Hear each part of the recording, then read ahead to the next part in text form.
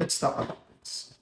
Ma'am Cynthia Sanchez, Dok, sabi ng doktor ko kapag normal po ang BP ko sa gabi, pwede ko na din po inumin ang amlodipine. I think yun po sabi niya. So, kapag ganyan kasi sitwasyon na to, it's important always you have to check your blood pressure, and yes, that is good before you go to bed and when you wake up. Ideally, timing of taking your blood pressure should be without any physical activity at saka hindi ka nag-take ng anything na substance na pwede mag-increase ng blood pressure.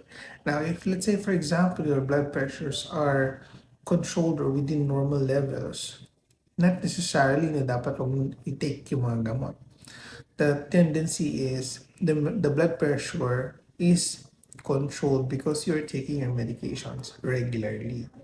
Now, the thing is kapag sinabi mo ng, let's say sabi ng doktor mo, huwag mo inumin yung amlodipine sa gabi kung normal ang blood pressure mo. I'm not quite sure with what is the, ano to, rationale or the reason why yun ang magiging basihan.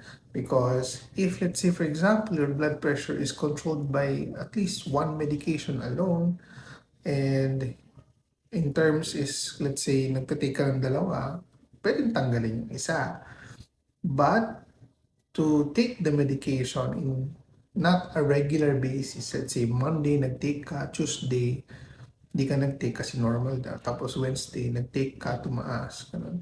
Nagiging erratic, hindi nagiging stable ang blood pressure mo. And mas hindi nakakaganda or hindi nakakatulong yon sa sistema mo because you're not stabilizing your blood pressure correctly.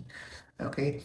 A medication should follow a regular dosing, a regular schedule of taking your medication, and at the same time, should be adjusted accordingly with your doctor. If I were you, and let's say for example, if I was your doctor, I would recommend using the more systematic and objective approach. If let's say for example, one medication is enough for you, I'll try a medication that will be efficient to at least taking once a day na regular, hindi yung paputol-putol.